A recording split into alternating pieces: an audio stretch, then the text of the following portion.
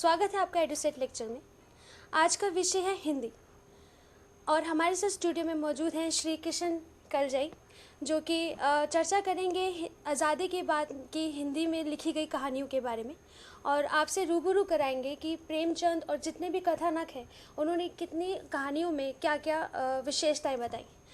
तो इसी चर्चा पे करने के लिए मौजूद है हमारे साथ स्टूडियो में श्री किशन करजई। स्वागत है आपका। नमस्कार। नमस्कार। आदमी जब से अपने अस्तित्व में आया है और सभ्यता का विकास जहाँ से शुरू हुआ है, कहानी उसके साथ रही है। मतलब कहानी एक ऐसी विधा रही जिसमें आप कह सकते हैं कि सभ्यता और संस्कृति की यात्रा में वो साथ रही है। मतलब एक पीढ़ी दूसरी पीढ़ी को, मतलब जब हम साक्षर नहीं थे, जब हमारे पास मुद्रित सामग्री नहीं थी, किताबें नहीं थी, तब कहानी नानी के माध्यम से, दादी के माध्यम से, दादा के माध्यम से, मतलब एक श्रुति परंपरा रही मतलब कहानी की। और तब से कहानी हमारे साथ है और कहानी के साथ एक संस्कृति की अविरल यात्रा चलती रही है। जब से फिर छापे का युग आया, मशीन आई, और तब तक कहानी ने भी प्रगति की, उसके रूप में, उसके शिल्प में। कहानी का जो आंतरिक ढांचा है, उसकी जो अंतर्वस्तु है और उसका जो बाह्य कलेवर है, दोनों में परिवर्तन हुआ। हिंदी कहानी की आयु आमतौर पर हिंदी 100 वर्षों की कहानी आप कह सकते हैं। हिंदी में जिसको सबसे शुरू की कहानी लोग कहते हैं, जैसे इंसानला की रानी केतकी की कहानी, किशोरीलाल गोस्वामी की कहानी इंदुमती, माधवराव सप्रे की कहानी एक टोकरी भर मिट्टी, बंग महिला की कहानी ढुलाई वाली, रामचंद्र शुक्ल की कहानी 11 वर्ष का समय, और राजा शिव प्रसाद सितारे हिंद की कहानी राजा भोज का सपना। इनको ये माना जाता है कि हिंदी कहानी की ये शुरुआती कहानियाँ थी, और तब से लेकर अभी मतलब अद्यतन आज तक की कहानी की जो यात्रा है, एक लंबी यात्रा है। और इस लंबी यात्रा में कहानी ने कई पड़ाव दिखे, उनकी प्रवृत्तियों में कई परिवर्तन आए, उसके कई आंदोलन उसमें हुए।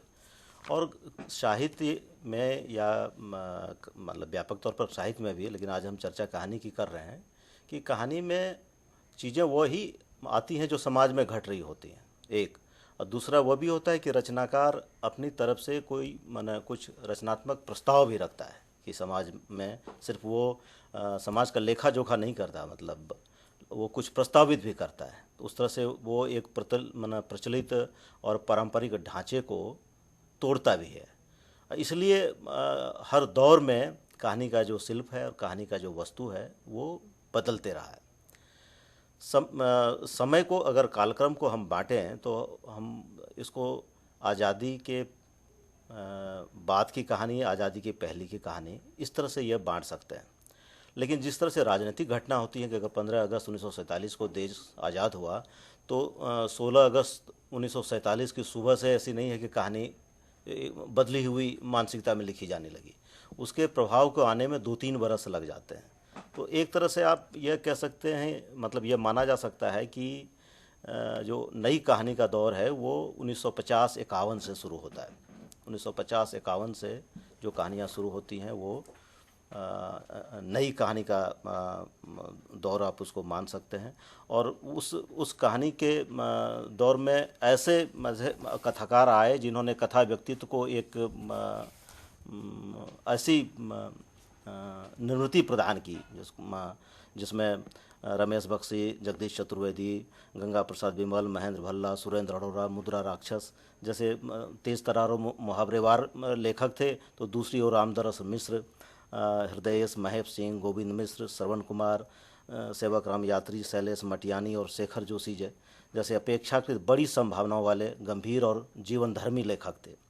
फिर भीष्म सानी, अमरकांत, फणीश्वर नाथ रेणु, मार्कंडेय, अमृत राय, भैरव प्रसाद गुप्त जैसे नई कहानी दौर के सुविख्यात लेखक जो अपने स्वतंत्र कथाकार व्यक्तित्व के विकास और उसकी चरम उपलब्धि के लिए अपने अपने ढंग से लिख रहे थे।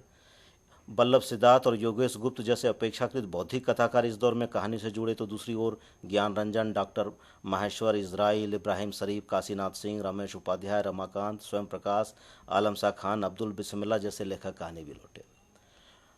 1950 के बाद 1962 के आसपास एक बड़ी राजनीतिक घटना अपने देश में हुई, जो मतलब पंचशील के सिद्धांत की अनदेखी करते हुए चीन ने भारत पर हमला किया और हमारी उसमें हार हुई। उस हार का पूरे भारतीय मानस पर काफ़ी बुरा असर पड़ा। एक पूरा एक व्यापक एक अपमान का बोध उसमें था। और वही वो दौर था जब कई बार सूखे आए, अकाल, भारी अकाल पड़ा। उसी समय महंगाई बढ़ती है, बेरोजगारी बढ़ती है। तो इन तमाम चीज़ों को मिलके एक किस्म की अव्यवस्था, जिसको आप कहते हैं, कि समाज में पनप रही होती है। उस अव्यवस्था के दौर में फिर एक कहानी ने एक नया रूप ग्रहण किया और उस नए रूप को वहाँ से हम उसे समकालीन कहानी कह के मतलब रेखांकित कर सकते हैं। हालांकि उसके बाद के दौर में कुछ लोगों ने उसे नई कहानी भी कहा। फिर कमलेश्वर का जब दौर आया, जब कमलेश्वर सक्रिय थे अपने लेखन में और अपने संपादन में, तो वो श्रवणांतर कहानी उसे कहा गया। लेकिन उस समय की जो कहानियाँ थी उसमें वो कहानियाँ ढांचे को तोड़ रही थी। मतलब उन कहानियों का जो आप ये कह सकते हैं कि एक परिवेश पर भी सजग दृष्टि उसकी थी, एक नया मूल्य दृष्टि का वो निर्माण कर रहा था। जो परंपरागत संबंध थे, जो परंपरागत मूल्य थे, वे मूल्य टूट रहे थे। नैतिकता के नए पैमाने बन रहे थे। जीवन में आर्थिक पक्ष जो है ज़्यादा प्रबल होता जा रहा था। व्यवस्था के प्रति रोष का एक भाव था। और ऐसे में जाहिर है इन चीज़ों को लेकर जब कहानी लिखी जा रही थी तो उसका जो बौद्धिक हिस्सा था कहानी का होता है वो ज़्यादा प्रबल हो रहा था। मतलब आप ये कह सकते हैं कि कहानी बौद्धिक होती जा रही थी और गांव की अपेक्षा नगर और महानगर की ज़्यादा कहानियाँ लिखी जा रही थी। और इन कहानियों ने बड़े पैमाने पर लोगों को आकर्षित किया। और इस कहानी में सिर्फ मतलब कहानीकार लेखक नहीं, पाठक भी बहुत सक्रियता से इस दौर में जुड़े। उस दौर के जो कहानी जैसे सेवक राम यात्री जो सेरा यात्री के नाम से प्रसिद्ध हैं, उनकी कहानियों में आम आदमी के दुख और हादसों को आप नज़दीक से देख सकते हैं। वो जैसे मतलब उनकी कहानियों में उपवादी कहानीकारों की बौद्धिक मुद्राओं से अलग सीधे सच्चे लोगों के दुख, अपमान, लगातार मुश्किल होती ज़िंदगी और रोज़मर्रा की तकलीफ़ों से बड़ी गहराई से जुड़ जाते हैं। उनकी पहली कहानी गर्द और गुबार ही बहुत प्रभावशाली कहानी है और उनके सरोकारों को बहुत अच्छी तरह से प्रकट कर देती है। इसी तरह बदली हुई स्थितियों और बदले हुए परिवेश में पिता की बदल गई भूमि पर लिखी गई उनकी कहानी केवल पिता बेहद चर्चित हुई थी। यह अकेली कहानी यह साबित कर देने के लिए काफ़ी है कि सेरा यात्री भले ही सीधी सादी स्थितियों पर लिखते हैं, लेकिन उसमें एक तरह का उस्तादाना फन लगातार मौजूद रहता है। उसी दौर में गोविंद मिश्र की कहानियों में भी खासी विविधता और यहाँ जीवन के बहुत से खुले चित्र और चरित्र मिलते हैं। उनकी कहानियों में भी जीवन खुले तौर से झांकता है, झलमलाता और बहता है। इसलिए वह कई बार जीवन के उन शिखरों तक चली जाती हैं जिन तक अत्यंतिक कलावादी या विचारधारावादी लेखक नहीं जा पाते। गोविंद मिश्र की कहानियों में सारा जोर मनुष्य पर है, चरित्रों और उनकी भीतरी अकुलाहट पर है, इसलिए वे पाठक को एक खास आवेग के साथ बांध लेते हैं। गोविंद मिश्र की वर्णांजलि और शांध्य राग ऐसी ही दो अद्भुत और अविस्मरणीय कहानियां हैं जिनके जोड़ की कहानी उनके समूचे कथा संसार में नहीं मिलती। इनमें वर्णांजलि तो पुत्र शोक की कहानी है और किशोरावस्था में ही गुजर चुके पुत्र के लिए और परिमित संभावनाओं वाले उस प्रश्नाकुल बेटे के लिए गोविंद मिश्र के मन में करुणा की नदी सी बहती आती है और यह कहानी के शब्दों में भल भल कर उतर आती है। और ठीक यही स्थिति इस कहानी के पाठक की भी होती है। इस तरह मनोहर श्याम जोशी ने एक दौर में कुछ अच्छी कहानियाँ लिखी थी, जिनमें दिलचस्प कैरिकेचर के साथ साथ हास्य व्यंग की कुछ बारीक लकीरें भी थीं, जो कहानी में एक अलग मजा बांध देती हैं। यह दिगर बात है कि मनोहर श्याम जोशी की ये कहानियाँ ऊपर से हल्की फुल्की लगते हुए भी आज के मनुष्य की करुण नियति को खोलती खंगालती नजर आती हैं। मनोहर श्याम जोशी की सिल्वर वेडिंग इस लिहाज से बहुत अच्छी कहानी है, जो अपने समय में खासी चर्चित हुई थी। दूसरी ओर रमेश बख्शी, जगदीश चतुर्वेदी, गंगा प्रसाद बिमल, मुद्रा राक्षस, दूधनाथ सिंह, महेंद्र भल्ला, सुरेंद्र अरोड़ा उन कहानीकारों में से हैं जो साठोत्री कहानी में खासे धूम धड़ाके के साथ आए थे और बहुत कुछ पुराना तोड़ फेंकने की उद्दत इच्छा उनकी कहानियों में बार बार झांकती है। हालांकि अफसोस इस बात का है कि पुराना तोड़ने की जैसी तेज इच्छा इनकी कहानियों में है, नया बनाने की वैसी नहीं। अलबत्ता साठोत्री कहानी जो कहानी और किस्म किस्म के आंदोलनों में बटी थी, तरह तरह के नामों और छापों के बीच आकार ले रही उस साठोत्री कहानी या उसके एकदम अलग मिजाज, तेज तर्रार मुहावरे और तल्ख भाषा को संभव कर पाने में इन कहानीकारों का योगदान है। इनमें रमेश बख्शी ऐसे कथाकार हैं जिनके यहाँ भाषा के सबसे अधिक प्रयोग और एक तरह का खिलंद्रापन है। हालांकि कथ्य उनके यहाँ काफ़ी सिकुड़ा हुआ है और महज देह के इर्द गिर्द घूमने वाली उनकी कहानियाँ कई बार घोर सिनिसिज्म का हद तक भी चली जाती हैं। जगदीश चतुर्वेदी की कहानियों में भी आम जो कहानियाँ उस दौर में लिखी जा रही थी उससे वो अलग कहानियाँ थी। वह भले ही खुद को मर्दवादी दिखाते हों, लेकिन वो स्त्री संवेदना के साथ अपना एक जुड़ाव महसूस करते थे। जगदीश चतुर्वेदी की कहानियों की वस्तु बहुत संकुचित है और कोई आश्चर्य नहीं कि उनकी ज़्यादातर कहानियाँ एक जैसी सपाट और एक रस लगती हैं। महेंद्र भल्ला के यहाँ ऐसी कई कहानियाँ हैं जो साठोत्री समाज के बदले हुए आदमी का पोर्ट्रेट करने की कोशिश कई बार ज़रूरत से ज़्यादा देहवादी होती हैं। यहाँ यौन संबंधों पर भी चर्चा हुई है। तो एक तरह से आप ये मान सकते हैं कि एक जो कहानी की जो मूल्यवादी परंपरा थी वो आज़ादी के पहले और फिर आज़ादी के बाद के कुछ वर्षों में 60 के बाद वो चीज़ें यहाँ टूट जाती हैं, वो मूल्य भी टूट जाता है। कहानीकार अपने में एक काफ़ी मतलब स्वतंत्रता लेते हैं। वो जो चीज़ें कहानी के प्रयोग में वर्जित होती थी वे चीज़ें भी उस दौर में आने लगती हैं। तो जैसे जैसे समाज में प्रवृत्तियाँ बनती बदलती हैं तो उसका असर कहानी पर भी पड़ता है। सॉरी। लेकिन साठोत्री कहानी की एक जो सर्वोच्च उपलब्धि है, जिसमें मतलब अगर उसमें किसी एक कथाकार या कथात्रयी का नाम लेना होगा तो जैसे मोहन राकेश, राजेंद्र यादव, ज्ञान रंजन, ये प्रमुख कथाकार हैं। इन्होंने एक कहानी को बिल्कुल एक नई दिशा दी। ज्ञानरंजन की कथा संभावना और सामर्थ्य के ऐसे कथाकार हैं जो एक और अपने समय के आदमी और उसके भीतर बाहर जन्म ले रहे तेज बदलावों के प्रति पूरी तरह चौकन्ने और प्रतिबद्ध हैं, तो दूसरी ओर अपनी भाषा को एक संपूर्ण कथा भाषा बनाने के लिए उसके गैर जरूरी छिलके उतारकर उसे एक तरह की ताजगी, चमक और निखार देते हैं। इसी तरह की कथा भाषा में फैंस के इधर उधर घंटा, बहिर्गमन जैसी कथाओं का लिखा जाना संभव था, जिन्होंने ज्ञानरंजन को अपार करती दी। तीसरी ओर साठोत्री कहानी में हम एक नई किस्म की तेज और काफ़ी कुछ आक्रामक मुद्रा वाली जनवादी कहानी को आकार लेते देखते हैं। ऐसी कहानी जो पग पग पर जीवन के यथार्थ से मुठभेड़ करती है और शोषितों, दलितों और गरीबों की स्थिति का करुणापूर्ण या जैनेन्द्रिय किस्म का चित्रण करके ही नहीं रह जाती, बल्कि शोषित जनता को भूख, गरीबी और शोषण के खिलाफ लामबंद करती हुई नजर आती है। जाहिर है जनवादी कहानी व्यवस्था के प्रति गुस्से, आक्रोश और तीखे विद्रोह की कहानी है, जिसके केंद्र में आम आदमी की लाचारी और मुसीबतों का जलता हुआ जंगल है। 7वें 8वें दशक में जनवादी कहानी को समृद्ध करने वाले सक्रिय कथाकारों में डॉक्टर माहेश्वर, रमाकांत, रमेश उपाध्याय, आलम शाह खान, अब्दुल बिस्मिल्ला, इसराइल, इब्राहिम शरीफ, हरिहर द्विवेदी आदि कथाकारों के नाम लिए जा सकते हैं। सारिका में कमलेश्वर ने समानांतर आंदोलन चलाकर ऐसी कहानियों को प्रमुखता से छापा। हालांकि ऐसी जनधर्मी कहानियां प्रमुख तौर से लघु पत्रिकाओं के जरिए ही सामने आईं। डॉक्टर माहेश्वर की शुरुआत माँ, पेशाब जैसी कहानियों की उन दिनों धूम थी। इनमें शुरुआत तो निश्चय ही कहीं अधिक बड़ी और गंभीर कहानी है और नक्सलवादी आंदोलन के पीछे के उन दबावों और ज़मीन की पड़ताल करती है जहाँ क्रांति खुद ब खुद उग रही थी। ऐसे ही रमेश उपाध्याय की पानी की लकीर एक अलग ढंग की प्रभावशाली कहानी है।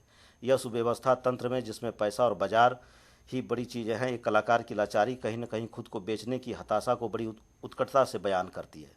गो की अच्छी बात यह है कि उस कलाकार के भीतर का एक और मन है, वह इस तरह खुद को बेच देने के बाद भी थकता हारता नहीं है और लोगों के दुख दर्द देकर विचलित होकर विद्रोह तक पहुंच जाता है। इब्राहिम शरीफ की ज़मीन का एक टुकड़ा ग्रामीण यथार्थ की एक बड़ी करुण कहानी है।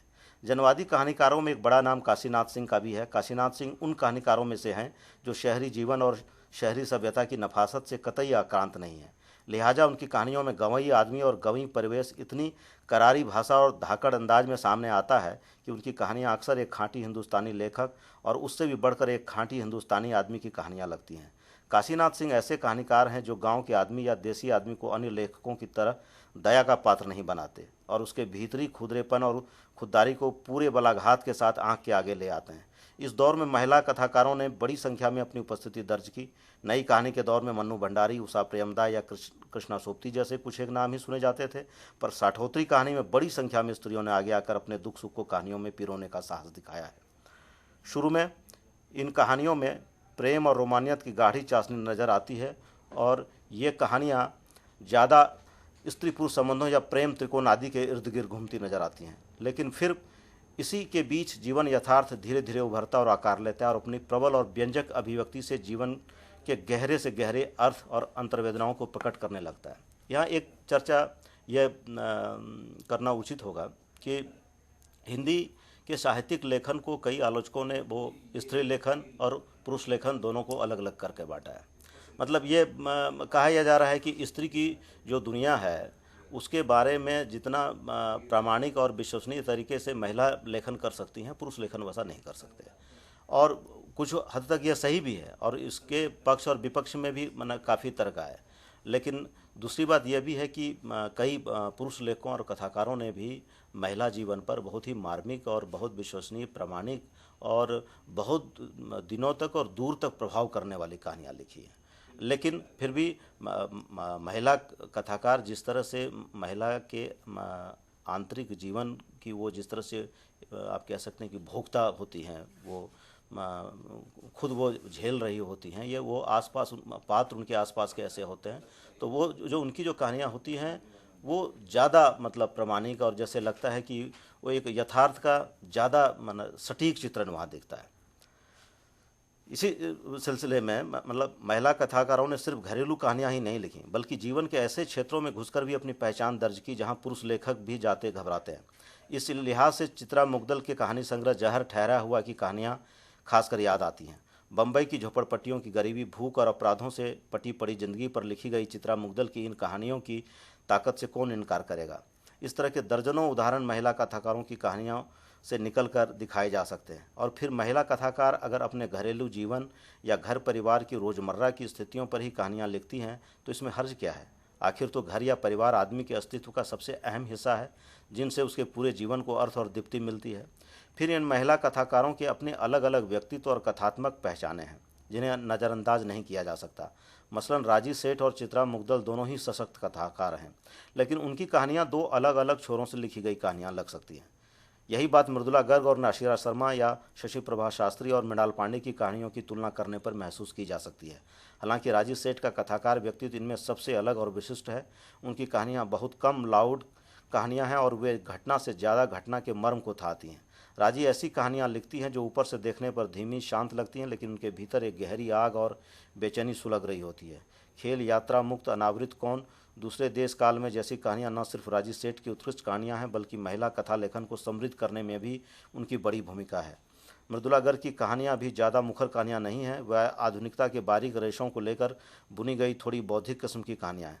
शायद इसलिए वहाँ भाषिक आवेग इतना प्रमुख नहीं है जितना जीवन के प्रति काफ़ी ठहरी और थिराई हुई एक बुनियादी सोच। इसलिए मृदुला गर्ग सीधे किसी घटना के वर्णन की तरह कहानियाँ कभी नहीं उठाती। वो ग्लेशियर, डेफोडिल जल रहे हैं जैसी मृदुला गर्ग की कई कहानियाँ खासियत चर्चित रही हैं। चित्रा मुग्दल और नासिरा शर्मा की कहानियाँ कहीं अधिक आवेगपूर्ण कहानियाँ हैं और वहाँ आसपास का जीवन ही नहीं, एक प्रकार की ठेठ और देशज भाषा भी खुलकर सामने आती है। स्त्री के दुखों और उसके जीवन की त्रासदी के कितने ही अलग अलग कोण चित्रा मुग्दल और नासिरा शर्मा की कहानियों में देखे जा सकते हैं, लेकिन इन्हें नारीवादी लेखिका कहना मुश्किल है और ना वे स्वयं ही ऐसा कोई दावा करती हैं। असल में चित्रा मुग्दल और नासिरा शर्मा दोनों ही समर्थ लेखिकाओं की कहानियाँ जीवन की उस करुणा से बहकर आती हैं जिसमें सभी के साथ साथ स्त्री भी कष्ट पा रही है। चित्रा मुग्दल की भूख, मामला आगे बढ़ेगा अभी, जहर ठहरा हुआ, लिफाफा, दरमियान जैसी कहानियाँ बेहतरीन कहानियाँ हैं। इस तरह नासिरा शर्मा की पत्थर गली, इमाम साहब, खुदा की वापसी जैसी कहानियाँ बेहद चर्चित कहानियाँ हैं। मालती जोशी, शशि प्रभा शास्त्री, मंजुल भगत और कमल कुमार की कहानियाँ भी कमोबेश इसी परंपरा को आगे बढ़ाती हैं। इनमें मालती जोशी और शशि प्रभा शास्त्री की कहानियों में शिल्प की काट कुछ पुराने ढंग की होने पर भी उनकी सहज संवेदना और भावनात्मक अपना असर डालती है। इसी तरह सूर्यवाला की ज़्यादातर कहानियाँ सहज ही मन को छू लेने वाली कहानियाँ हैं। एक घरेलू नौकर की भीतरी घुटन को लेकर लिखी गई मटियाला तीतर उनकी ऐसी ज़बरदस्त कहानी है जिसकी स्मृति वर्षों बाद भी धुंधली नहीं पड़ती है। इसी तरह चंद्रकांता की कहानियों में जीवन और जीवंतता है। उनकी तैतीबाई और पत्थरों के राग जैसी कहानियाँ अद्भुत हैं। इसी तरह कश्मीर के जीवन पर उन्होंने काली बर्फ़ जैसी कुछ अविस्मरणीय कहानियाँ लिखी हैं। मंजुल भगत की निम्न वर्गीय पात्रों को लेकर लिखी गई कुछ कहानियाँ बेहद अच्छी बन पड़ी हैं। उनमें गुल दुपहिया को भूल पाना मुश्किल है। इसी तरह देश विभाजन की त्रासदी को समेटे हुए एक बूढ़े और बुढ़िया की कहानी मलवा अपने ढंग की एक अद्भुत कहानी है। इसी तरह कमल कुमार ने अपने ढंग की कुछ अच्छी कहानियाँ लिखी हैं। उनकी कुछ शुरुआती कहानियों में दैहिकता का पसारा अधिक है और वह कहीं कहीं बहुत स्थूल रूप में भी है, लेकिन आगे चलकर कमल कुमार की कहानियों में न केवल सिर्फ दृष्टि नज़र आने लगती है बल्कि खुद अपने आप को गढ़ती हुई स्त्री की आत्मविश्वासी छवियाँ भी वहाँ दिखाई देने लगती हैं। ममता कालिया और मन्याल पांडे की कहानियाँ भी जीवन की त्रासदी और स्त्री की वेदना के बहुत से छोरों से अटकती आगे बढ़ती है, पर वे कहानियाँ अन्य महिला कथाकारों की तरह अतिरिक्त गंभीर नहीं हैं या कम से कम ऊपर से ऐसे नहीं लगती। इसके बजाय वे एक प्रकार के उछल खिलंद्रेपन से काम लेती हैं। समकालीन कहानी का व्यक्तित्व, जिन कहानीकारों को मैंने अभी जिक्र किया, उससे समकालीन कहानी का एक व्यक्तित्व बनता है, उसका एक बितान बनता है। लेकिन फिर समकालीन कहानी को रेखांकित करते हुए आप को ये देखना होगा कि ये पहले की कहानियों से किस तरह से ये अलग है। नया मूल दृष्टि इन कहानियों का क्या है, मतलब कैसे पीछे की कहानी से ये अलग है। जैसे प्रत्येक समाज और पीढ़ी अपनी परिवर्तित परिस्थितियों के संदर्भ में नए जीवन मूल्यों को स्वीकारती है। मूल्य परिवर्तन की यह प्रक्रिया सतत चलती रहती है, किंतु विज्ञान, तकनीक तथा प्रौद्योगिकी के विकास से मूल्य परिवर्तन की यह गति और भी क्षिप्र हो जाती है। यही कारण है कि पहले मूल्य परिवर्तन यदि एक पीढ़ी में घटित होते थे तो आज 5-7 वर्षों में ही मूल्य दृष्टि परिवर्तित हो जाती है। विदेशों में इस विषय में गंभीर अध्ययन प्रस्तुत हुए हैं कि टेक्नोलॉजी किस प्रकार उनके जीवन मूल्यों में परिवर्तन उपस्थित करती है। बढ़ता हुआ औद्योगिकरण मानव ज्ञान और तर्क में वृद्धि कर प्राप्त मूल्यों को प्रश्नांकित करता है। भारतीय परिवेश में पश्चिम से आए ज्ञान विज्ञान ने भी मूल्य दृष्टि को गंभीर रूप से प्रभावित किया। आधुनिकता की झोंक में हमारा समाज मूल्य दृष्टि से एक संक्रमणशील स्थिति से गुजर रहा है। भारतीय साहित्य में रचनात्मक मानस इन स्थितियों से साक्षात्कार करता हुआ परिवर्तित मूल्य दृष्टि का परिचय देता है। हिंदी कहानी में भी मूल्यों के संबंध में यह परिवर्तित दृष्टि रचनात्मक स्तर पर अभिव्यक्ति पाती रही है। औद्योगिक क्रांति के समय से ही मनुष्य का ईश्वरीय सत्ता में विश्वास कम होने लगा था। वैज्ञानिक युग की बौद्धिकतावादी दृष्टि ने अलौकिक तत्व और ईश्वरीय कार्यों को क्यों और कैसे की प्रश्नाकुल दृष्टि से देखना प्रारंभ कर दिया था। नित्य आदि के ईश्वर मर गया, हमने उसकी हत्या कर दी जैसे कथन इसी विचार दृष्टि का परिणाम है। इन्हीं विचार सूत्रों को लेकर अस्तित्ववादी धारणाओं का विकास हुआ। सात्र, ज्यां जेने, कामू, ब्रेख्त, जोसेफ हेलर आदि साहित्यकारों के पात्र जिस कर्मगत स्वतंत्रता की स्थापना करते हैं वही इस विचार सूत्र का परिणाम है कि मनुष्य अपने भाग्य का नियामक स्वयं है। इस विचारना ने मनुष्य को अपने कर्म में अधिक स्वतंत्र कर दिया। किसी दूसरे लोक या जीवन को सुखकर बनाने की अपेक्षा मनुष्य इसी जीवन को भरपूर रूप में भोगने में जीवन की सार्थकता मानने लगा। इससे जीवन में भोगवादी दृष्टि और मूल्य प्रधान हो गए। नई कहानी के पश्चात और कहानी के दौर में रचनाकारों ने अपनी कहानियों में इस जीवन दृष्टि का भरपूर प्रयोग किया, किंतु भारतीय अवधारणा में ईश्वरीय सत्ता पर विश्वास न करने की बात आरोपित विचार दर्शन बनकर ही रह गई। इसलिए इस प्रकार की कहानियाँ भी अधिक देर ना चल सकी। हमारा एक चरण धर्म के पुरातन रूप की ओर ही बढ़ता रहा, जिसके परिणामस्वरूप इस देश में आधुनिक भगवानों बाबाओं का गुरुदम बना रहा। समाज की एक विचारधारा इन्हें स्वीकारती है तो दूसरी नकारती ही नहीं, इससे बुरी तरह घृणा करती है। समकालीन कहानी में धार्मिक क्षेत्र में घटित इन परिवर्तनों को लक्षित कर अनेक कहानियाँ लिखी गईं। देश की बदली हुई सामाजिक आर्थिक परिस्थितियों ने सामाजिक क्षेत्र में अनेक मूल्यों में परिवर्तन उपस्थित किया। द्वितीय महायुद्धोत्तर समय में आर्थिक कारणों ने ही प्रत्येक देश के समाज का परिदृश्य बदल कर रख दिया। अर्थ और अर्थव्यवस्था आज वह धुरी बन गई है जिसके द्वारा समाज के रीति नीति, व्यवहार, संबंध, रिश्ते, नाते सभी कुछ परिचालित होते हैं। संयुक्त परिवारों का विघटन, नारी का नौकरी के लिए घर से बाहर आना, रोजी रोटी की तलाश में ग्राम से शहर और छोटे शहर से बड़े शहर, महानगर में पहुंचा बहुसंख्यक वर्ग, इन सभी स्थितियों ने आत्मीय रिश्तों संबंधों की उष्मा को समाप्त किया। समाज क्षेत्र की यह परिवर्तित मूल्य दृष्टि समकालीन कहानी में तीव्रता से अभिव्यक्त हो पाई है। इस समयावधि में संयुक्त परिवारों के टूटने की प्रक्रिया और तीव्र होती चली गई है। परिणामतः हमारे पारंपरिक संबंधों, रिश्तों, नातों में एक उष्मा का अभाव होता चला गया। लगता है भाई बहन, बुआ, मामा, चाचा, ताऊ आदि के संबंध रित और खींच गए हैं। यद्यपि नई कहानी के दौर से ही संबंधों के दरकने और टूटने की कहानियां आने लगी थीं, किंतु समकालीन कहानी में संबंधों का यह रीतापन और तीव्रता से अभिवंजित हुआ है। लगता है अर्थ का विषधर संबंधों में कुंडली मारकर बैठ गया। दृष्टि संबंधों को जीने की नहीं, ढोने की ही हो गई है। ज्ञानरंजन की पिता इस दृष्टि से बहुत चर्चित कहानी रही है। पिता और माता के बेगानेपन पर बहुत लेखकों ने लिखा है। गोविंद मिश्र की कचकौंध, राजीव सेठ की उसका आकाश, प्रभु जोशी की उखड़ता हुआ बरगद, राकेश वत्स की गुलाम आदि कहानियां पिता की बेचारगी को रेखांकित करती है। संध्या नाद में मां की दुरावस्था का चित्रण अत्यंत कुशलता से हुआ है। काशीनाथ सिंह की कहानी अपना रास्ता लो बाबा इसी कथ्य पर है, जिसमें पड़ोस के ताऊ द्वारा गांव से लाया गया गन्ने का रस कलश शहर में बसे अपने लोगों द्वारा नाली में बहा दिया जाता है। इसके अतिरिक्त सुधा अरोड़ा की दमन चक्र, दीप्ति खंडेलवाल की विषपाई जैसी कहानियां बहन भाई और भाई भाई के संबंधों में बदलाव को चित्रित करती है। कृष्णा अग्निहोत्री की औरत जात, मृदुला गर्ग, ममता कालिया, निरुपमा सेप्ती की अनेक कहानियों में संबंधों का बिखराव बहुत अच्छी तरह चित्रित हुआ है। महीप सिंह की कितने संबंध कहानी संबंधों के इस पेंच को एक और नए कोण से प्रस्तुत करती है। माहेश्वर की कहानी मृत्युदंड के नायक के ये शब्द आज इन संबंधों की वस्तु स्थिति को खोलते हैं। इसी प्रकार निर्मला ठाकुर की कहानी बेघर दीवारें में संयुक्त परिवार के पारंपरिक मूल्य और नई धारणाओं में घुटते परिवारजनों से साक्षात कराया गया है। व्यक्ति के वस्तु कम्युनिटी के रूप में जीने की स्थितियां आज इन पारिवारिक इकाइयों में रह गई हैं। वस्तु आज कहानी टूटते पारिवारिक संबंधों और उनके बीच टूटते दम घुटते व्यक्ति को मनस्थितियों को बहुत सशक्त चित्रण कर रही है।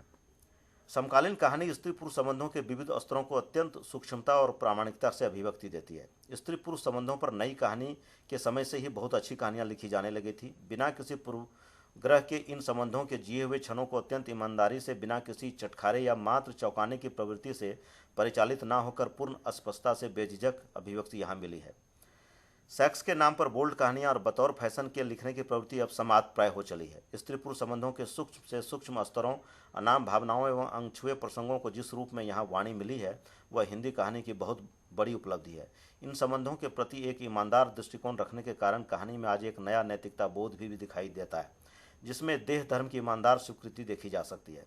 स्त्री पुरुष संबंधों में आज सबसे बड़ी क्रांति विवाह और प्रेम संबंधों को लेकर हुई है। विवाह और प्रेम संबंधी यह बदली हुई दृष्टि कहानी में पूरी तरह रूपायित हुई है। आज विवाह का आधार प्रेम या भावनात्मक संवेदना, युग युग के संबंध की आस्था या विश्वास नहीं है, अपितु उसे मात्र एक सामाजिक समझौता, साथ रहने की आवश्यकता भर समझा गया। कुछ कहानीकारों ने विवाह संस्था को ही निरर्थक घोषित कर दिया।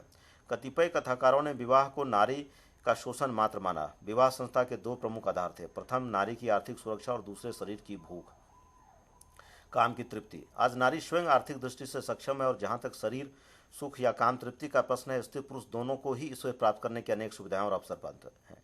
इसलिए अनेक लेखकों ने विवाह संस्था को व्यर्थ बेमानी घोषित कर उसे समाप्त करने की बात कही है।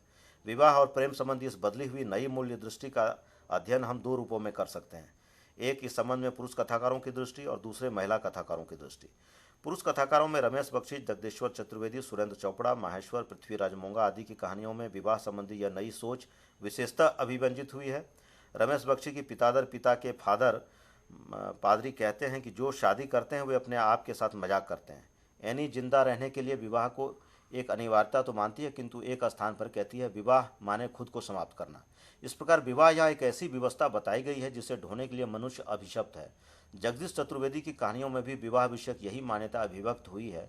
7 वर्ष तक साथ साथ रहते पति पत्नी फ्लर्ट कहानी में अपने को एक दूसरे से बहुत दूर पाकर यह अनुभव करते हैं कि उन्होंने माँ बाप या समाज की मर्जी रखने के लिए कितनी बड़ी नागफांस गले में पहन ली, और वे इसी अमरवेल कहते हैं जो इंसान को चाट कर ही दम लेती है। केवल 4-5 कच्ची पक्की रोटियां दोनों टाइम खाने और खानदान चलाने के नाम पर व्यभिचार करने के सिवा और क्या मिलता है शादी से।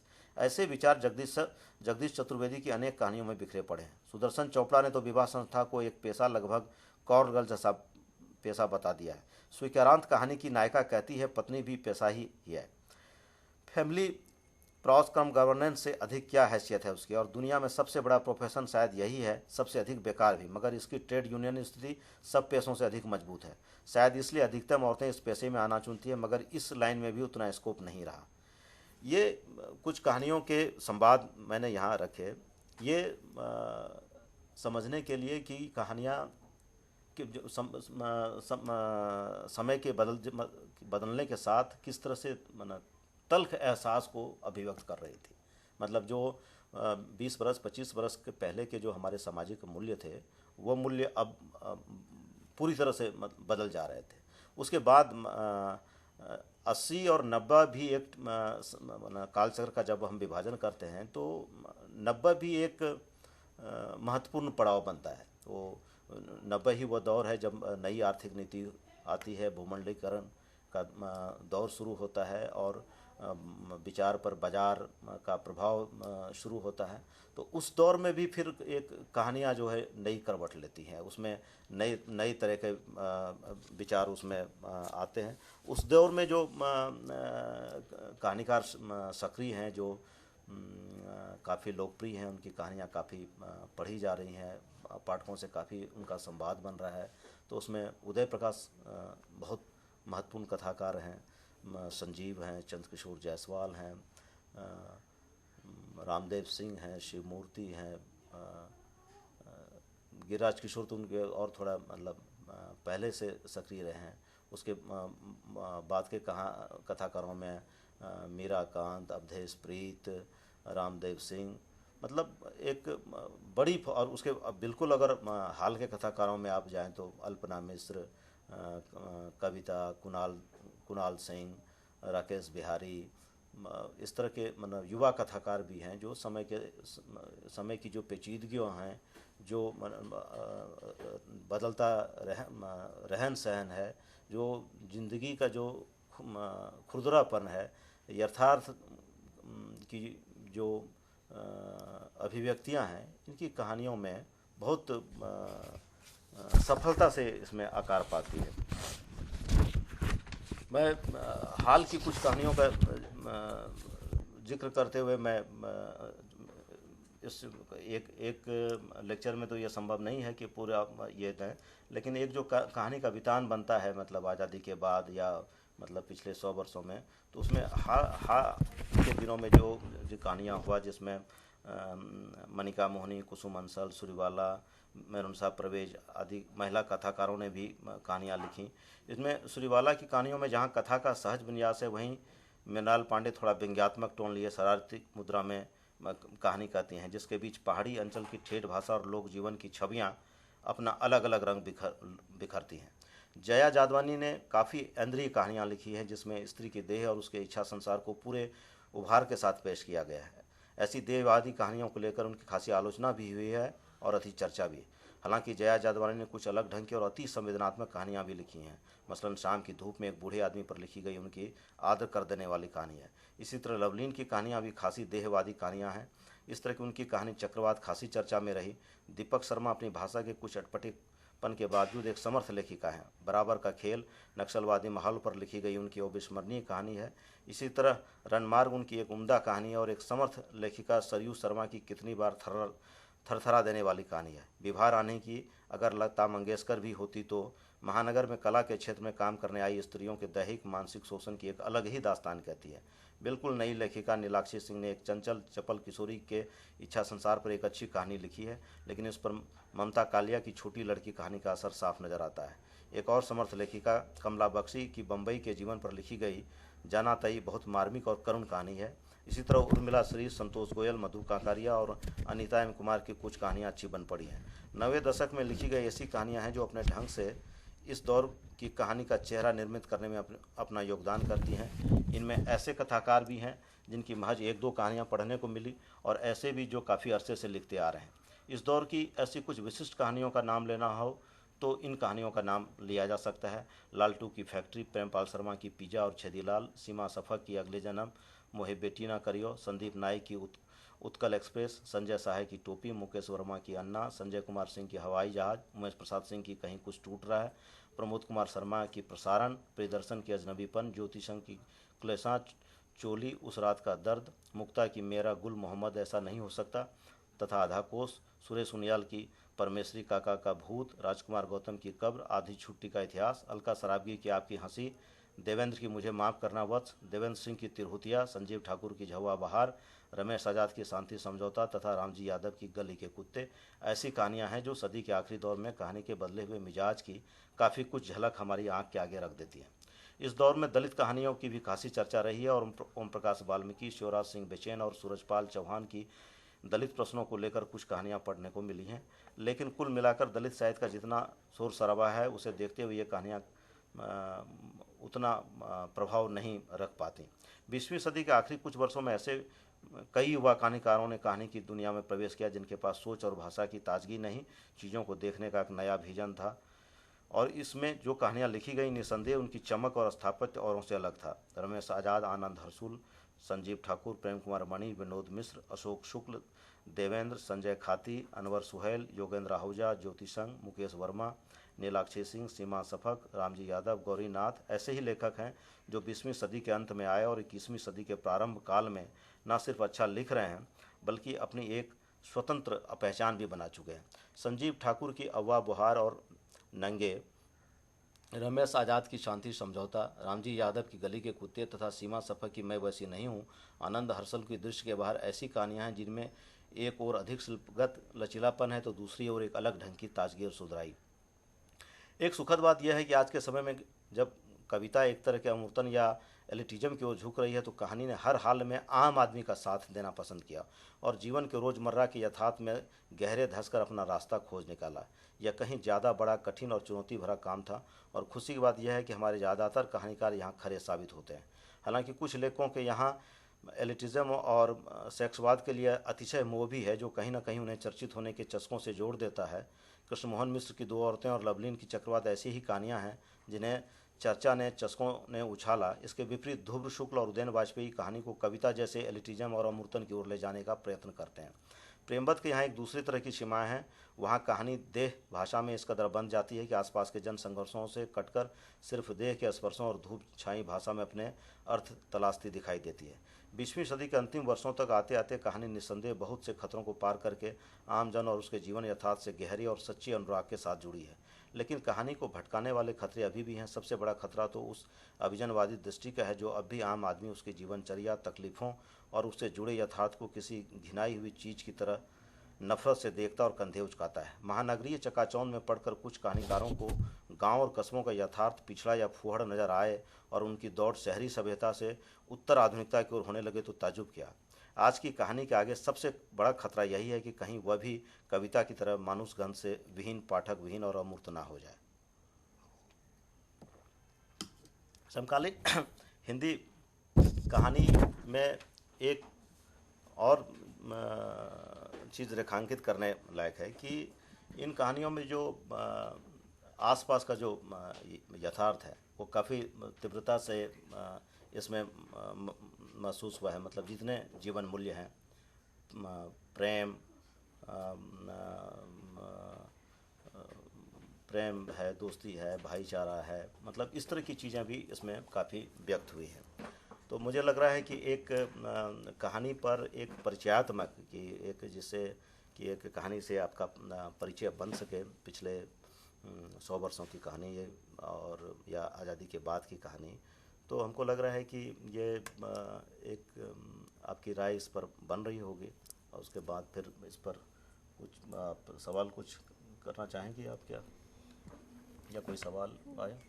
अच्छा, अभी और है समय? हाँ, तो कितना समय लगा? कर सकते हैं। अच्छा, तो सर एक कॉलर है दिल्ली से। मैं हेलो। हाँ हाँ जी जी अपना सवाल पूछिए। हेलो जी अपना सवाल पूछिए। किशन जी, बहुत बहुत धन्यवाद इस बेहतर सर्वे के लिए। मेरी समस्या ये है कि जो कहानियाँ भी लिखी जा रही हैं उसमें ऐसा लगता है कि जो ग्रामीण तथ्य है उससे बाहर निकल के जो लोग रहते हैं वो ग्रामीण चीज़ों को ठीक से उसका विश्लेषण नहीं कर पाते हैं, इसलिए कई बार जो कंट्रोडिक्शन ग्रामीण जीवन में चल रहा है उसका एक झरोखा दर्शन हो पाता है, वो पूरी तरह से बातें सामने आ नहीं पाती हैं। और शायद यही कारण है कि जो आज की राजनीति है या आज के जो समाजशास्त्री हैं उन लोगों को पूरी समझ भी ग्रामीण जीवन का बन नहीं पा रहा है। क्या ख्याल है आपका इससे? मतलब बिल्कुल सही ऑब्जर्वेशन है आपका, लेकिन मैंने अपनी चर्चा में ये किया था कि जब समकालीन कहानी मतलब वो आज़ादी के बाद नई कहानी के बाद फिर समकालीन कहानी और आज की कहानी का जब हम विभाजन बना रहे थे तो उसमें एक समकालीन कहानी का यही रख रहे थे कि वो गांव से दूर हो रही है, मतलब नगर और महानगर की ज़्यादा कहानियाँ लिखी जा रही हैं। और अगर गांव की कहानी लिखी भी जा रही है तो जिसको आप कहते हैं कि मतलब वो एक मतलब ट्रिप लगाते हैं लोग, मतलब गांव गए, गांव घूम लिए, 2-4 दिन रहे, 10 दिन रहे और उसके बाद गांव की कहानी लिखी। मतलब जिस तरह से यह देश गांव का देश है, अभी भी जो जनगणना हुई है उसमें जो आंकड़े आए हैं कि 70% आबादी अभी भी गांव में है, तो जिस प्रमुखता से गांव को हिंदी कहानी में आना चाहिए वो, और हाल के दिनों में तो वह और भी कम हो गया है। मतलब प्रेमचंद के समय में तो आप कह सकते हैं कि ठाकुर का कुआं, पूस की रात, 2 बैलों की कथा, ये जो कहानियाँ थी वो मतलब गांव की थी। उन दिनों में ज़्यादा गांव की कहानियाँ लिखी जा रही थी, लेकिन हाल के दिनों में ये कहानियाँ कम हुआ है लिखना। लेकिन ऐसा नहीं है कि बिल्कुल कम है, लेकिन जैसे आप अगर देवेंद्र सिंह की कहानियाँ पढ़ें, चंद्रकिशोर जायसवाल की कहानियाँ अगर आप पढ़ें, रामदेव सिंह की कुछ आप एक कहानियाँ पढ़ें, अवधेश प्रीत के यहाँ कुछ कहानी में आपको मतलब गांव दिख जाता है। मतलब वहाँ आप तो हमको लग रहा है कि मैं इससे तो सहमत हूँ कि वह कम लिखी जा रही हैं, लेकिन बिल्कुल नहीं लिखी जा रही हैं ये ऐसा मुझे नहीं लगता है। लेकिन और ज़्यादा लिखा जाना चाहिए, मतलब ग्रामीण परिवेश की और कहानियाँ होनी चाहिए, क्योंकि अंततः यह गाँव का देश है। जी, आप दोबारा से स्टार्ट कर सकते हैं। हाँ, और कितना समय है ये हमको बता दें उस हिसाब से। 15 मिनट। अभी जो सवाल अभी आया वो गांव की कहानी को लेकर, मुझे लग रहा है कि ये बहुत ही महत्वपूर्ण सवाल है। और गांव के परिवेश की जो कहानियां हैं और वो ज़्यादा से ज़्यादा आएँ, इसके लिए मुझे लग रहा है कि संपादक का भी कुछ दायित्व है। जो साहित्यिक पत्रकारिता को चलाने वाले लोग हैं, जो साहित्यिक पत्रिकाओं के संपादक हैं, वो एक तरह से ट्रेंड तय करते हैं। जैसे कमलेश्वर के ज़माने में आप देखिए समांतर कहानी चलने लगा, अभी हंस में राजेंद्र यादव जी एक अलग तरह की ये कहानी कर रहे हैं। तो उस तरह से हमको लग रहा है कि अभी हिंदी की साहित्यिक पत्रकारिता में कोई ऐसा संपादक हमको नहीं दिख रहा है कि जो इस ट्रेंड को, जैसे अभी जो ये सवाल आया कि गांव की कहानी क्यों नहीं। रोकना चाहूँगी, एक और कॉलर हमारे दिल्ली से। जी, स्वागत है आपका एडुसेट लेक्चर में, अपना प्रश्न पूछिए। जी, अभी जो सवाल मैंने पूछा था ग्रामीण कहानी के बारे में, इनका जो जवाब मुझे मिला उसमें मुझे एक बात समझ नहीं आ रही है कि बिहार और झारखंड में जो आंदोलन चल रहा है, जो नक्सल आंदोलन चल रहा है, उस पर कितनी कहानियाँ आ पा रही हैं। इन्होंने कहा कि कई कहानियाँ आ रही हैं गांव ग्रामीण जीवन से, लेकिन सिवाय बंगाल से और कहीं से ये कहानियाँ निकल नहीं पा रही हैं। उसी तरीके से जो सुरेंद्र स्निग्ध ने एक किताब लिखी है झाड़न, लगता तो है कहानी या उपन्यास जैसा, पता नहीं कोई नई विधा उन्होंने खोजी है जिसके द्वारा उन्होंने कोशिश की है कि जो ग्रास रूट लेवल पे संघर्ष चल रहा है उसको दिखाया जाए, लेकिन कहानी की विधा में ये चीजें निकल के आ नहीं पा रही हैं। इसका क्या लगता है? जी, धन्यवाद। नहीं, बिल्कुल आप सही कह रहे हैं कि वो कहानियाँ वैसी नहीं आ पा रही हैं, लेकिन उसका ये आए ये तो मैं नहीं कह सकता। मैं भी उसका एक विश्लेषण ही कर सकता हूँ कि कारण क्या हो सकता है। दरअसल अपने यहाँ जो कुछ लेखन हो रहा है कि मतलब आज़ादी के पहले का जो लेखन था, जो उस समय का जो साहित्य लिखा जाता था, तो उसमें मूल्य महत्वपूर्ण होता था। मतलब एक होता था कि देश को आज़ाद होना है, उस तरह के लक्ष्य को लेकर लोग लिखते थे। हाल अभी क्या हो रहा है कि साहित्य थोड़ा कैरियर की तरह भी हो गया है। साहित्य में लोग कैरियर देखते हैं कि हम किस तरह से लिखें कि हम जल्दी लोकप्रिय हो जाएं, चर्चे में आ जाएं। अब तो बहुत होता है कि अपने 5-7 कहानियाँ लिखकर वो चाहते हैं मेरी किताब आ जाए और मेरी ऊपर चर्चा शुरू हो जाए, समीक्षा शुरू हो जाए, मेरे ऊपर गोष्ठियाँ होने लगे। इस तरह की जो आतुर आकांक्षा लेखों में है, तो वो समाज की क्या ज़रूरत है कि समाज को कैसी कहानियाँ चाहिए, इस ज़रूरत की ओर उनका ध्यान नहीं जाता। वो अपने कैरियर को महत्वपूर्ण रखते हैं और उसमें हमको लग रहा है कि संपादक भी साथ हो जाते हैं। अगर मान लीजिए कि जो संपादक अगर तय कर ले कि हमें ग्रामीण परिवेश की कुछ कहानियाँ दें, आपने बिल्कुल सही कहा, मेरे ध्यान में भी नहीं आ रहा है कि वो अभी बिहार और झारखंड के नक्सल समस्याओं पर कोई कहानी आई हो जिसका जिक्र किया जा सके या चर्चे में कहीं आई हो। कहानी नहीं है ऐसी। तो इसका कारण यही है, लेकिन इसका निदान क्या हो सकता है, ये तो हमको लग रहा है कि पूरे साहित्य समाज का है कि ऐसी कहानियाँ लिखी जाएं, ऐसी कहानियाँ प्रकाशित हो, ऐसी कहानियाँ पाठक पढ़ें, इस पर चर्चा विचार हो, यही हो सकता है। और तो दूसरा हमको नहीं लग रहा है कि ये बाकी कहानियाँ लिखी जानी चाहिए। बहुत ऐसी समाज में ग्रामीण परिवेश की ऐसी समस्याएं कि गांव का गांव उजड़ रहा है, गांव शहर की ओर जा रहा है, गांव में सुविधाएं समाप्त हो रही हैं, गांव में लोग रहना नहीं चाह रहा है। आखिर फिर ये गांव का देश रहेगा कैसे अगर इस पर साहित्यकारों का ध्यान नहीं जाए या ये ध्यान नहीं जाता है। तो ये अपने समय की ये एक बड़ी समस्या है और ये इस बड़ी समस्या की अनदेखी हो रही है साहित्य से। और साहित्य अंततः सिर्फ ऐसा साहित्य का दोनों काम है। एक तो वह जिसको आप कहते हैं कि वो एक किस्म की पत्रकारिता भी है, साहित्य के साथ पत्रकारिता शब्द भी साथ साथ चलता है, साहित्यिक पत्रकारिता। जैसे पत्रकारिता रोज का साहित्य है, तो साहित्य एक युग की पत्रकारिता है। पूरे उस दौर में आप एक तरह से चीज़ों का दस्तावेजीकरण करते हैं। तो एक तरह से गांव थोड़ा छूट रहा है, बिल्कुल नहीं, लेकिन जिस अनुपात में उसे होना चाहिए था हिंदी कहानी में, वो तो बिल्कुल नहीं है। ये मैं मानता हूँ, लेकिन यह हो इसकी कोशिश होनी चाहिए। बस मैं इतना ही कह सकता हूँ। जी, आप कंटिन्यू कर सकते हैं। और हमको लग रहा है कि फिर ये गांव ही क्यों, आप शहर में भी अगर आप देखें तो शहर में जो हाशिए के लोग हैं, जो मजदूर हैं, काम करने वाले लोग हैं, उनको चरित्र बनाकर उस कथानक पर कहानियाँ कम लिखी गई है। जिसको आप कहते हैं कि अगर राजनीतिक शब्दावली में कहें तो अभिजनों की ज़्यादा चर्चा हो रही है, उस तरह के बहुजनों की चर्चा कम हो रही है।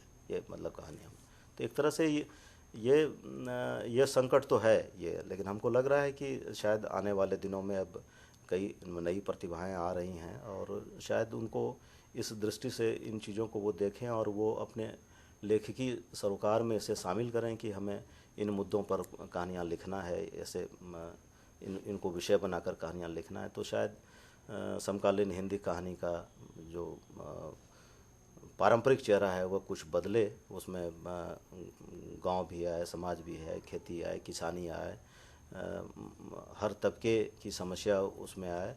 तो हमको लग रहा है कि वो एक मुकम्मल कहानी की तस्वीर होगी जिसमें पूरा समाज होगा, पूरा देश होगा और सब तरह का उसमें व्यक्ति होंगे। जी, आपका कथाकार जो भी आपने 100 देशों में आज़ादी के बाद जितने भी कहानियाँ लिखी गई, उसके बारे में आपकी चर्चा अब हमको लग रहा है कि जो प्रमुख कथाकार थे जिनकी उनकी चर्चा मैंने एक तरह से कर ली। और एक लेक्चर में तो ये संभव नहीं होता है कि सब, उसमें यह भी हो सकता है कि मैंने जितनी चर्चा की उसमें कई छूट भी गए होंगे।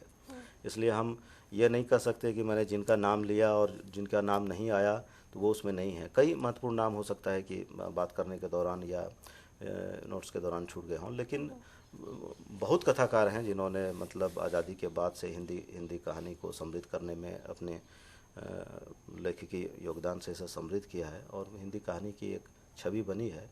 और प्रेमचंद के आखिर के दिनों की जो कहानियाँ थी, पूस की रात, ठाकुर का कुआं, और तो उस कहानी से ही एक तरह से नई कहानी की जो बुनियाद शुरू हुई थी, वो समझिए कि अब अभी जो 2010 और 11 में जो कहानियाँ लिखी जा रही हैं, तो वो एक उसी के विकास की परंपरा में ये कहानियाँ हैं। तो उसको क्रम से अगर आप जब देखें और उन कहानियों का अध्ययन करें तो आपको लगेगा कि हिंदी कहानी ने विकास किया है और सही दिशा में विकास किया है।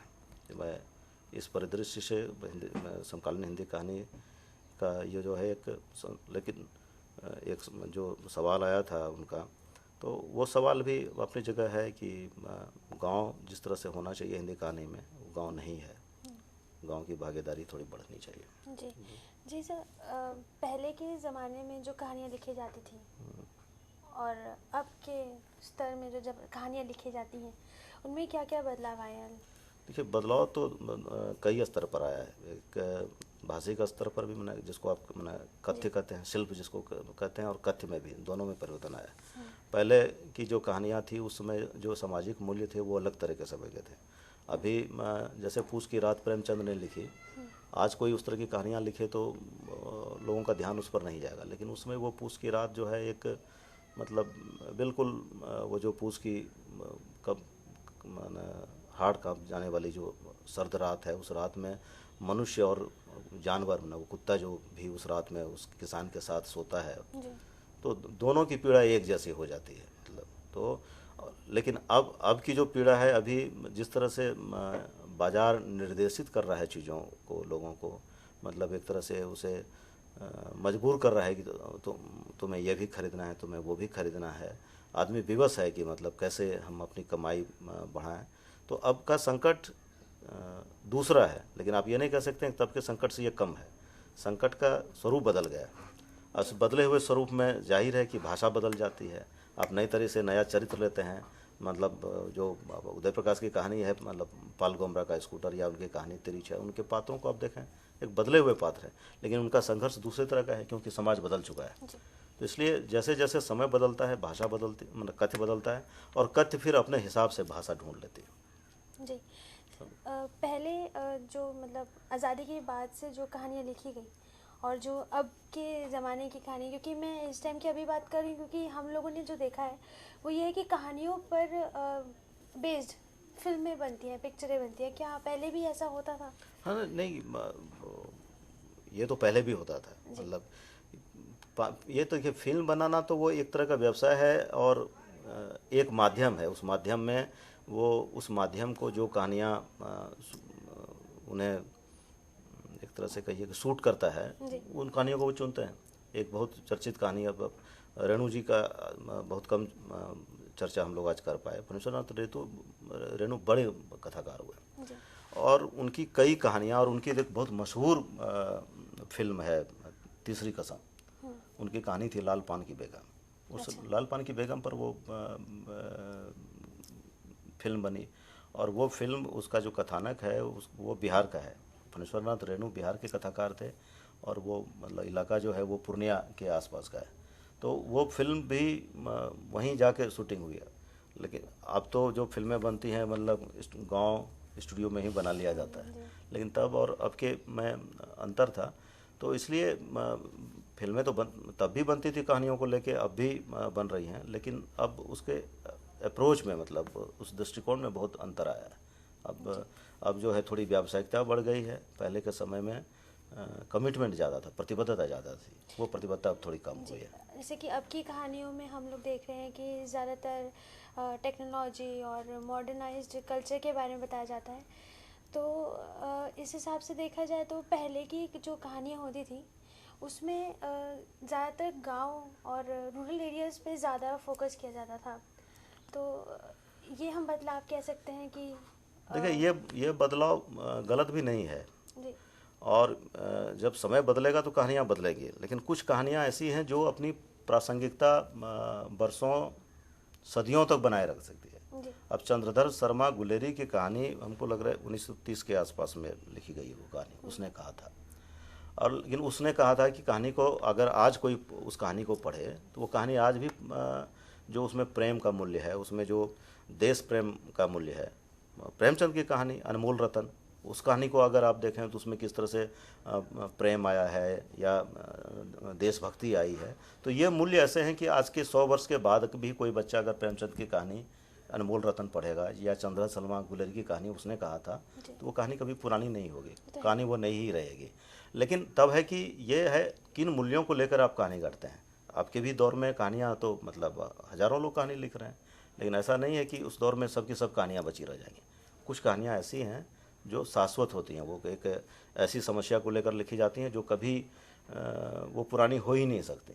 जी तो है। जी तो आज के हिंदी के विषय में हमने देखा कि कैसे जो आज़ादी के 100 साल के बाद भी कई लेखक आए और उन्होंने अच्छी अच्छी कहानियाँ लिखी, और आज भी हम इन्हीं मूल्य चीज़ों को इन आगे रख रहे हैं, आपके सामने ला के है, ताकि आप लोग जान सके, आप लोगों को इस बात से रूबरू करा सके कि कहानियों, पहले की कहानियों और अब की कहानियों में क्या क्या फ़र्क है। और कल ही हम इस डिस्कशन को आगे रखेंगे, कल कविता पर बात करेंगे, कविता पर बात करेंगे, जिससे कि आपको उसके मूल्य पहलुओं को भी पता चले।